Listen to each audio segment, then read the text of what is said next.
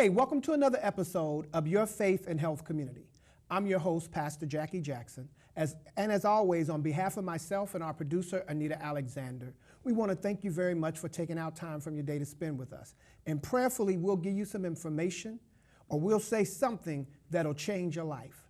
Now, before we get started with my special guest, Mr. Don L. Jordan, I want to just ask you real quick, did you get enrolled since the last time I seen you? Last time you saw me, I guess. Have you gotten enrolled in health insurance? Did you get Medicaid? If you're eligible for Medicaid, you know if you're single and you have an income of $16,228 or less a year, that makes you eligible for Medicaid. Now, if you are a family of four with a combined income of $45,558 a year, that makes your whole family eligible for Medicaid. That covers dental, vision, emergency room, hospital visits, prescriptions. It covers it all. And especially if you're like me and you wear glasses, you want to make sure that you have that covered because they could be real expensive. So if you haven't gotten insured, get insured. Now, we're headed into November, which means open enrollment is going to start if you're going to the marketplace. Now, if you don't fall in any of the income guidelines that I just gave you, and you want to go online and look to see for your specific income where you fall, if you fall in Medicaid or you need to go to Marketplace. When you're going to Marketplace and you're looking for insurance, you want to do some pre-work. Know who your doctors are. Know what prescriptions you take, because believe it or not, every prescription is not covered by every insurance. It's crazy, but it's true. So you want to know what prescriptions you take, what doctors you like going to, even what hospital do you like going to. You want to make sure that everyone's in a network, because you can have insurance, you go out of the network, you're going to get a bill. So I'm going to say it one more time, get insured. And if you don't want to do it for you, do it for the people that love you so that you can have coverage. All right? I'm going to leave it alone for now, but I'll be back with it next week. So I want to turn to our guest, Donald L. Jordan, and I want to thank you very much for being on the show. Well, thanks for having me. And you are a dad, a husband, but you are also a law enforcement professional, but we're not here to talk about that today. But I just want to make sure that I mention that because of the work that you all do, the men and women who are out there on the streets, and the work you do is important, and we need to make sure that we honor. The Bible says give honor where honor is due, so I want to make sure that I honor the work that you do. But we're here to talk more about you being a parent and about you being a member of the community and the work that you're doing out in the community. So let's talk a little bit about that. I know you have a son. How old is your son?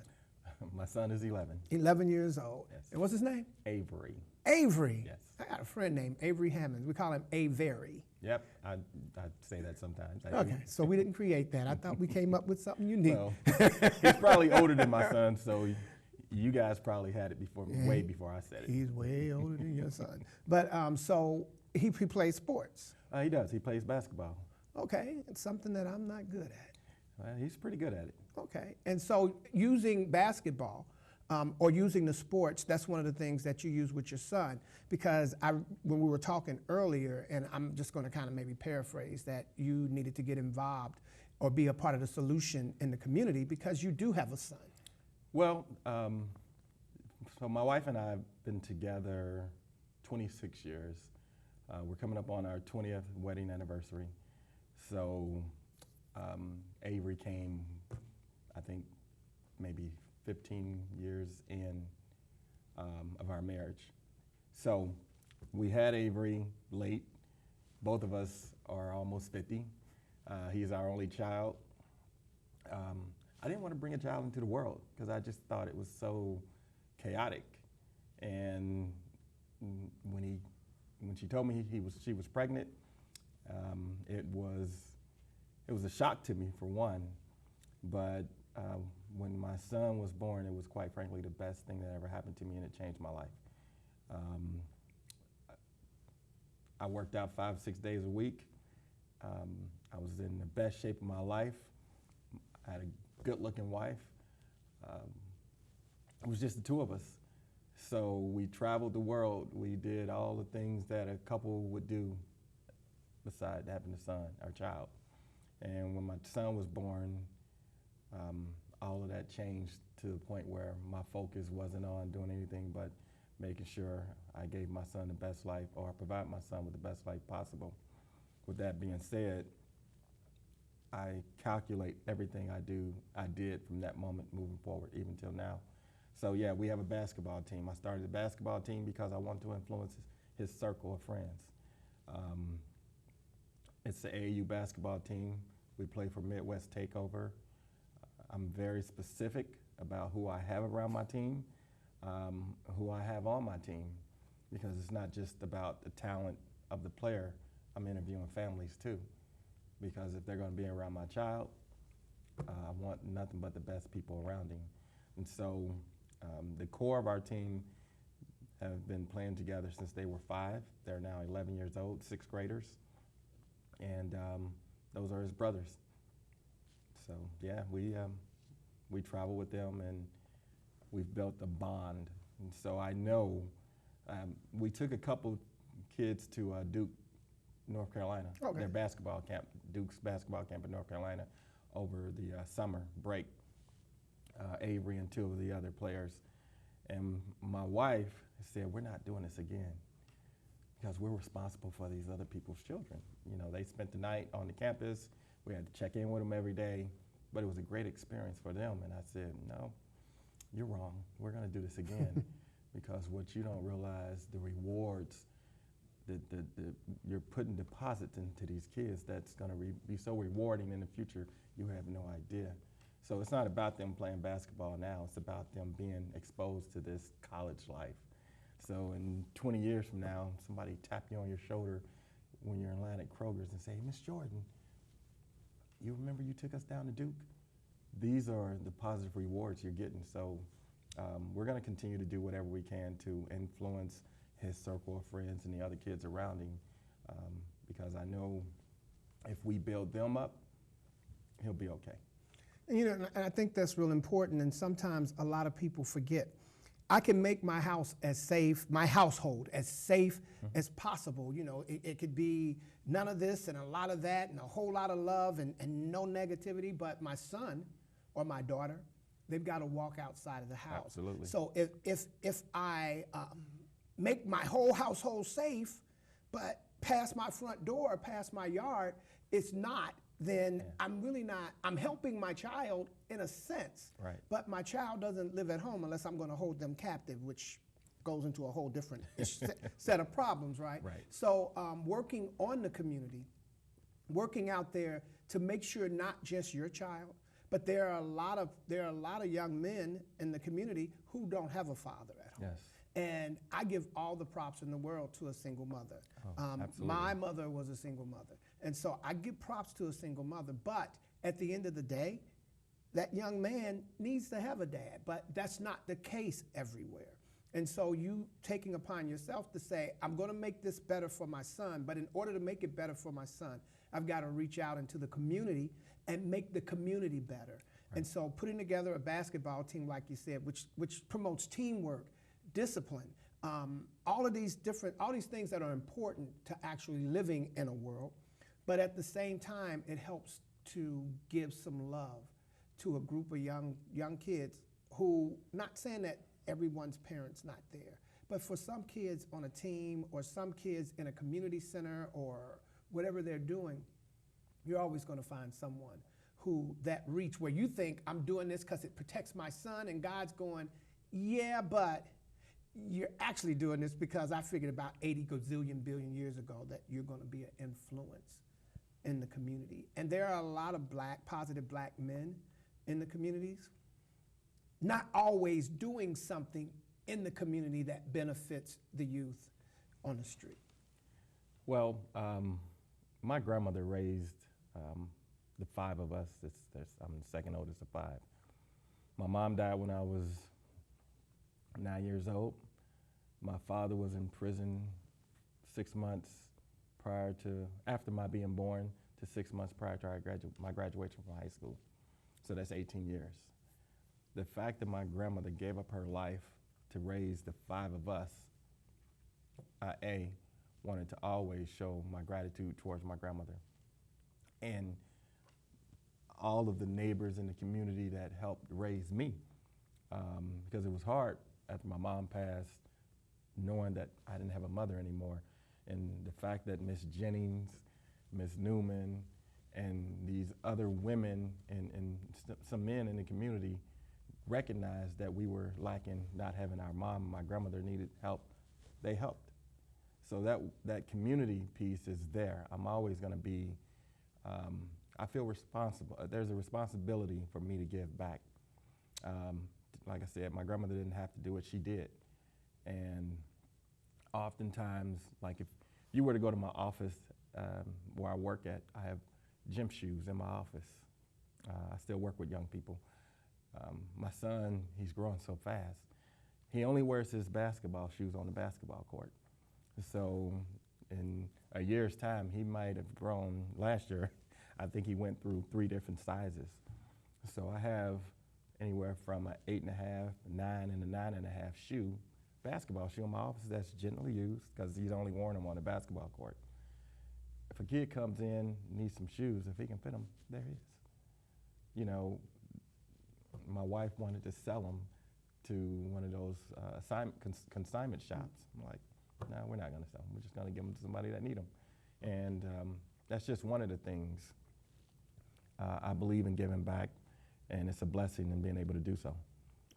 And that sounds good. And you know, and it's also good, the Bible talks about when a man finds a wife, he finds a good thing. That in other words, it's when you find that mate, that especially that mate that God has for you, that's an awesome thing to have. So, and it sounds like you have that mate that God has said, okay, I'm going to make sure that I bless you with someone that can help you advance the work, that you're there, that can be beside you, that you guys can work together in this gift that I gave you, which is a son.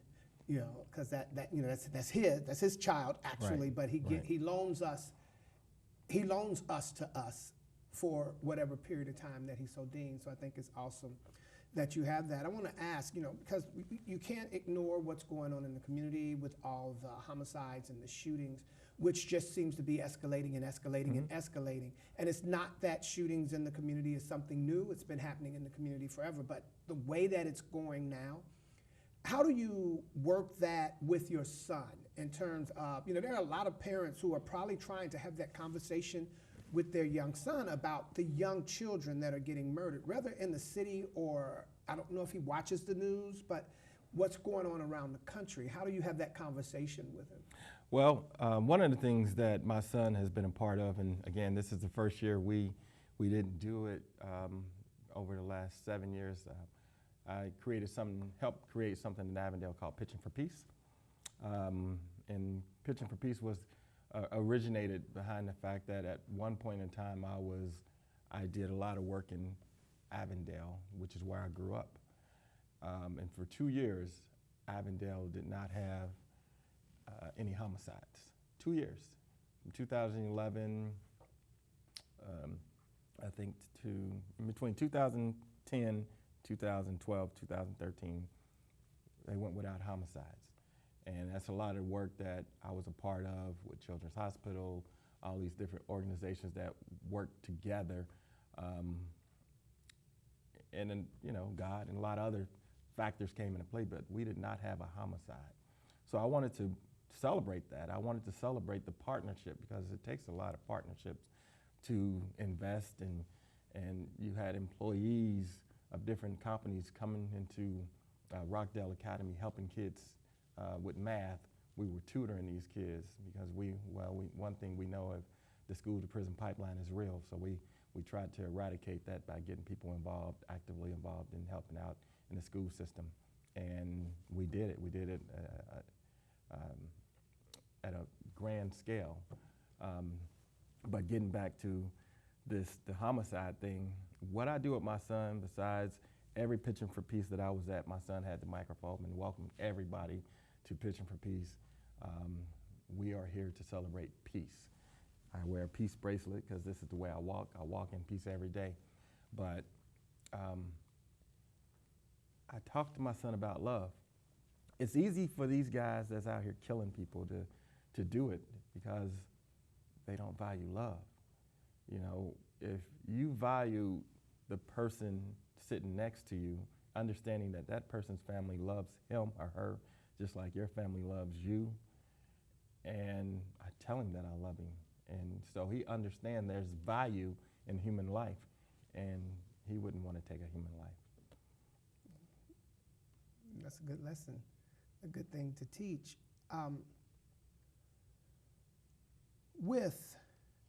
Well, before I even go to where I wanted to go, it's just something on what you said about valuing life, and that the ones that are out here just doing the murdering and killing they don't have love for themselves, you know. But you often hear, and I said in meetings with the work I do, you said in meetings, and sometimes we sit in meetings together. Right. And everybody's looking for, yes, the solution, but a lot of times the questions of why, what's going on, why is this happening?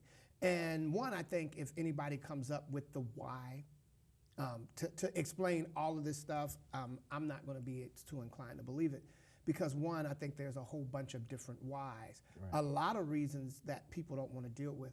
I often hear that if we just get jobs, that'll stop the shooting and the killing on the street. Well, the people that are doing the shooting and killing on the street are not interested in not the kind of job that you're going to get, and you know, say, hey, we have a job program. All you got to do is you're going to come in on the bottom level and you can work your way up. So we're going to give you $10 an hour, and they're going to go, yeah, no, you're not. So that's not the solution. Or you hear that it's mental health. Well, everybody with a mental health issue is not out shooting and killing people. Absolutely right. Right? Or it's post-traumatic stress, and that is a problem, but it's not the problem.